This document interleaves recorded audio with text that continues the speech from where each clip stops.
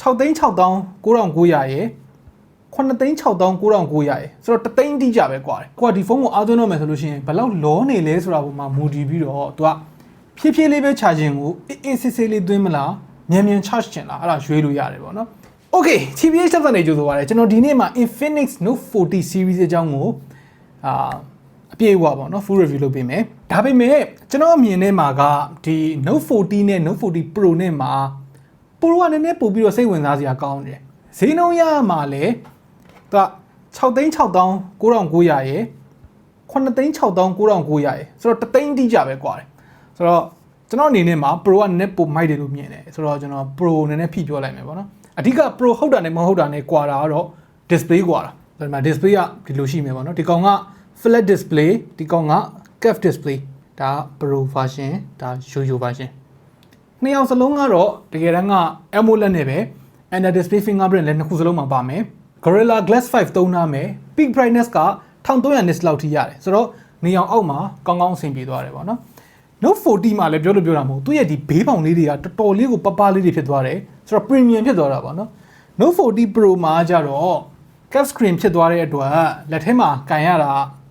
မသိဘူးပို့ပြီးတော့ပပလက်လေးဖြစ်သွားတဲ့ခံစားချက်မျိုးပေးတယ်တေချာတစ်ခုကတော့ဒီ Note 30 series သုံးကထက်စားလို့ရှိရင် Note 40 series က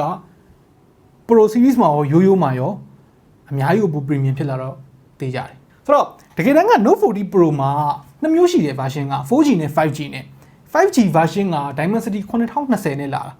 တာဒါပေမဲ့ကျွန်တော်မြန်မာနိုင်ငံဝင်တဲ့ကောင်က 4G version ဆိုတော့ J99 နဲ့ပဲ performance ကတော့တကယ်တမ်းမကွာဘူးအတူတူနီးပါးလောက်ပဲ 4G ရတာနဲ့မရတာလေးနဲ့ပဲကွာမှာပေါ့နော်ဆိုတော့ဒီနေရာမှာတော့ဘာမှစိတ်ပူစရာမရှိဘူးဒီ Infinix Note 40 series က entry level နဲ့ mid range level ဂျားတွေက segment ဆိုတော့ Note 40 Pro ကကြတော့နည်းနည်းလေးပို့ပြီးတော့ mid range ဆန်တယ်ပေါ့နော် entry level တွေမှာမတွေ့ရမယ့်ဒီ Corning Gorilla Glass တွေ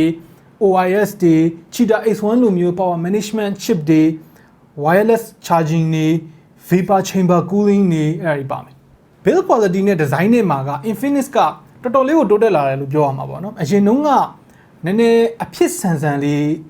လုပ်ထားတယ်ပေါ့ဈေးသက်သာအောင်လို့ build quality ကို short ထားလိုက်ရတဲ့အနေအထားမျိုးလေးရှိတယ်ပေါ့နော်ဒါပေမဲ့ဒီတစ်ခေါက်မှာတော့အဲ့လိုခံစားချက်မျိုးမပေးတော့ဘူးနောက်ပိုင်းမှာဒီအထူးသဖြင့်ဒီ Note 40 Pro မှာတော်တော်လေး refine ဖြစ်လာသလို190 gram ဆိုတဲ့အလေးချိန်နဲ့ဒီဖုန်းနှလုံးစလုံးမှာအတူတူပဲဒါပေမဲ့ Note 40 Pro ကပိုပါတယ်လို့ခံစားရသလိုပိုပေါ့တယ်လို့လည်းခံစားရတယ်အနောက်ဘက်က leather sensor texture လေးကလည်းဒီဖုန်းကို cover မတက်ဖဲနဲ့နော်လက်ရမထင်မဲနဲ့တန်တန်ပြန့်ပြန့်ကင်ကျင်တဲ့သူတွေတော့ကိုအဆင်ပြေသွားစေတယ် speaker ဘိုင်းမှာဆိုလို့ရှိရင်လည်းသူ့မှာ stereo speaker ဖြစ်တဲ့အပြင် JBL ကလည်းကျူးလုပ်ပေးထားသေးတယ် collab လုပ်ထားသေးတယ်ပေါ့နော်ဆိုတော့တော်တော်လေးအတန်လည်းအဆင်ပြေတယ် curved display နဲ့ stereo speaker ရတာကိုပဲဒါချီးကျူးရမလို့ဖြစ်နေတယ်ပေါ့ဆိုတော့တို့အဓိကထားပြီးတော့ပြောနေတဲ့ fast charging mode ပေါ့နော်အဲ့ဒီ mode က3မျိုးရှိတယ်သူ hyper ရယ် smart ရယ် cool ရယ်ဆိုပြီးတော့ဆိုတော့ကျွန်တော်ကဒီဖုန်းကိုအားသွင်းတော့မယ်ဆိုလို့ရှိရင်ဘယ်လောက်လောနေလဲဆိုတာပုံမှာမူတည်ပြီးတော့သူကဖြည်းဖြည်းလေးပဲ charging ကိုအေးဆေးဆေးလေးသွင်းမလားမြန် charge ချင်လားအဲ့ဒါရွေးလို့ရတယ်ပေါ့နော်ဒီ technology ကပြောရင်ရေတိုမှာတော့စကားပြောမှာမဟုတ်ဘူးအမင်းဘာလို့မှလဲအမြဲအချိန်တိုင်းမှာအမြန်သွင်းမှာပေါ့လို့ပြောရင်ပြောလိမ့်မယ်ဒါပေမဲ့အချိန်တိုင်းမှာအမြန်သွင်းရင်ကြာလာလို့ရှိရင် battery ထိလာလိမ့်မယ်battery ကို2 3နှစ်နေလို့ဘာမှမလျော့သွားခြင်းဘူး degrade မဖြစ်သွားခြင်းဘူးဆိုလို့ရှိရင်တက်နိုင်တဲ့လောက်မှာကူးမုံနဲ့သွင်းတာပိုကောင်းလိမ့်မယ်ပေါ့နော်အဲ့ဒါဆိုလို့ရှိရင်သူရဲ့ battery performance ကိုအများကြီးပို့ပြီးတော့ကြာရှည်ထိန်းပေးထားနိုင်မယ်5 degree ကနေပြီးတော့7 degree Celsius လောက်အထိကိုသူကပို့ပြီးတော့အေးသွားတယ်အဲ့ဒီမုံနဲ့သွင်းမယ်ဆိုလို့ရှိရင် speed အပြည့်နေတော့မဟုတ်တော့ဘူးပေါ့အသွင်းတော့မှာကျွန်တော်တို့ဒီ Note 40 Pro မှာက45 watt ရမယ် Note 40 Pro မှာက70 watt ရမယ်အသွင်းကြိုးတွေပါတယ် adapter တွေဖုန်းထဲမှာတခါတည်းပါပြီးသားပေါ့နော်ဘူးထဲမှာတခါတည်းပါပြီးသားအဲ့ဒါတွေမဟုတ်ဘူးကျွန်တော်တို့ဒီ wireless charging pad တွေတို့ပြီးတော့ magnetic case တွေတို့အဲ့ဒါတွေပါတခါတည်းဘူးထဲမှာပါပြီးသားဆိုတော့တက်ပတ်စံထက်မကုန်တော့ဘူးပေါ့နော်ကျွန်တော်တခုမကြိုက်တာလေးတခုကတော့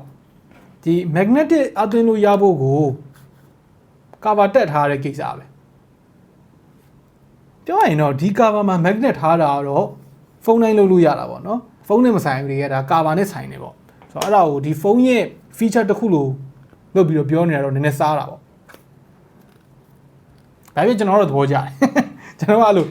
wireless charging အရင်သုံးနေသူဗျာ wireless charging အရင်သုံးပြီဆိုလို့ရှိရင်ဒီတိုင်း wireless charging လုပ်ရတာအဆင်မပြေဘူး magnet လေးပါတော့မှအဆင်ပြေတာ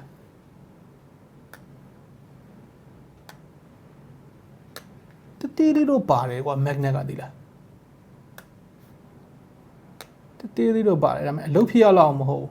ဆိုတော့ wireless charging နဲ့အသွင်းမဲ့ဆိုလို့ရှိရင်ဒီကောင်က20 watt အသွင်းလို့ရမယ်ရိုးရိုး series မှာရော pro series မှာရောပေါ့နော် reverse wireless charging လေးလည်းရမယ်ဆိုတော့အရေးနဲ့အကြောင်းနဲ့ဆိုလို့ရှိရင်ကိုယ်တငယ်ချင်းတွေကိုကယ်တင်ရင်လုပ်လို့ရတာပေါ့ဆိုတော့သူရဲ့ software ဘိုင်းကလည်းမဆိုးဘူးလို့ပဲပြောရမှာပဲ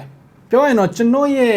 စိတ်ကြိုက် UI တော့မဟုတ်ဘူးကျွန်တော်အရင်ကြိုက်တဲ့ UI တော့မဟုတ်ဘူးဆိုပေမဲ့အသုံးဝင်တဲ့ feature လေးတွေကတော့ထည့်ပေးထားသေးတယ်ဥပမာသူရဲ့ဒီ 4x AI လေးပေါ့နော်အဲ့ကောင်လေးလည်းအသုံးဝင်တယ်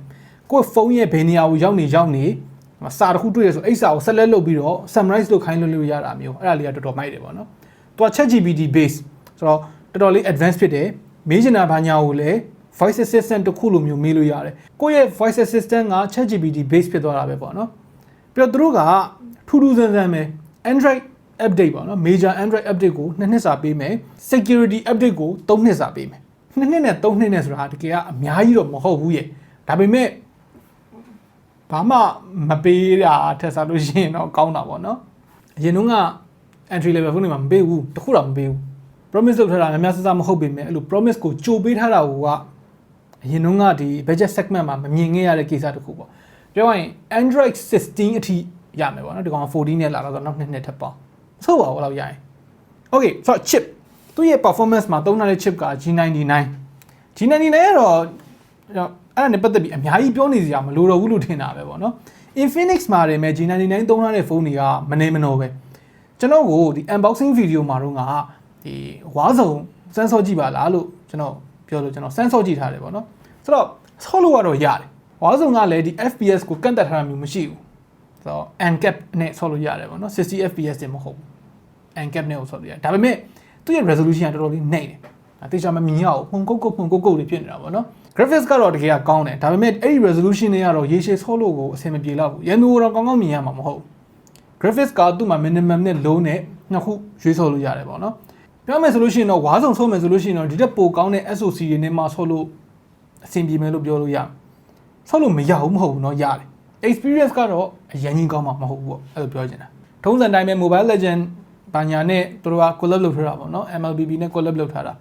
ဆိုတော့90 FPS နဲ့ဆော့လို့ရမယ်ဗျာဆော့ရတဲ့ experience ကလည်းကောင်းတယ်ပြီးတော့အကြာကြီးဆော့လို့ဖုန်းကပူတစ်လာတာမျိုးမလားအရင်ထင်ငေါ့သွားတာမျိုးအဲ့ဒါမျိုးလည်းမရှိဘူးတခုကောင်းတာကဒီကောင်ကအရင်ကြီး high power SoC မဟုတ်တဲ့အတွက်ဘလောက်ပဲဒီကောင်ကို run ဒါလောက်ဘလောက်ပဲဒီကောင်ကိုခိုင်ဒီလို SoC မျိုးနဲ့ဖုန်းတွေကပူမလာဘူးအများကြီးပူမလာဘူးကျွန်တော် 3D Mark Wildlife Extreme Stress Test မှာ stability score လည်းကောင်းတယ်ပြီးသွားတဲ့အချိန်မှာလည်းလက်ထဲမှာလည်းနှွေးတဲ့ဆွဲုံလေးပဲဒါပေမဲ့ဈေးနဲ့ပြန်စဉ်းစားကြည့်လိုက်ရင်တော့တကယ်တမ်းကဒီဈေးထက်နည်းနည်းလေးပိုသုံးလိုက်မယ်ဆိုလို့ရှိရင်ဒီတက်အများကြီးပိုကောင်းတဲ့ SoC တွေအများကြီးရှိသေးတာတော့ခင်ဗျားတို့မေ့လိုက်လို့မရဘူးပေါ့နော်ပြောရရင်ဗျသူ့ဈေးနဲ့မှာတော့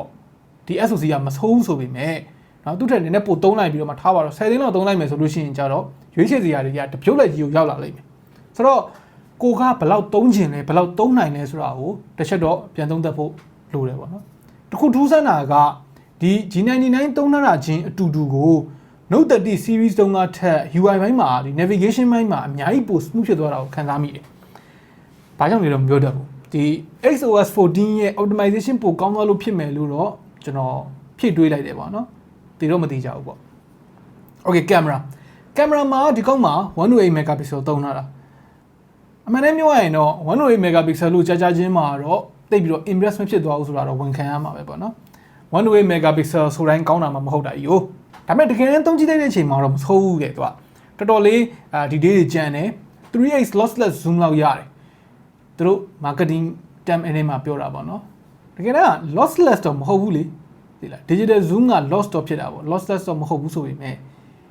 social media မှာသုံးလို့ရမယ့်အနေအထားလောက်ကတော့ quality ကျန်တဲ့ shot တွေထုတ်ပေးနိုင်နေတယ် Infinix Note 30 series မှာတော့ကျွန်တော်တို့ G99 နဲ့9သိန်းဝန်းကျင်တန်းနော် price to performance မဆိုးဘူးဆိုတော့ကောင်းတယ်ဆိုတော့အနေထားနဲ့သတိထားမိလာတဲ့ series ပေါ့နော် Note series က Note 40 series ရောက်တဲ့အချိန်မှာကျတော့သူက overall တော်တော်လေးကောင်းတဲ့ series တစ်ခုအနေနဲ့ပြောင်းသွားတယ် price to performance အရန်ဦးစားပေးတဲ့ series မဟုတ်တော့ဘူးပေါ့နော်ဈေးက3သိန်း2သိန်းလောက်ပိုများလာတယ်ဆိုတော့ကျွန်တော်အနေနဲ့အမြင်ကတော့ဒီပေးရတဲ့3သိန်း2သိန်းနဲ့ပြန်ရတဲ့ experience တွေကတော့တန်တယ်လို့ပြောရမယ် AMOLED screen ဖြစ်သွားတာတွေနော် camera တွေအများကြီးပိုကောင်းလာတာတွေ build quality အများကြီးပိုကောင်းလာတာတွေဒါပေမဲ့တစ်ဖက်ကပြန်စဉ်းစားကြည့်လိုက်လို့ရှိရင်အဲ့တက်သွားတဲ့ဈေးကနည်းနည်းအန်ရများတယ်သူက10သိန်းဝန်းကျင်လောက်ကနေစတဲ့ mid range တွေနဲ့ဈေးကအရန်မကွာတော့ဘူးဖြစ်သွားတယ်အရန်မဟတော့ဘူးဖြစ်သွားတယ်ပေါ့နော်ဆိုတော့ကျွန်တော်ရှေ့တုန်းကပြောခဲ့သလိုပဲဟိုမြောက်ဒီမြောက်လေးတော့ဖြစ်သွားတယ်သူရဲ့ဈေးတန်းက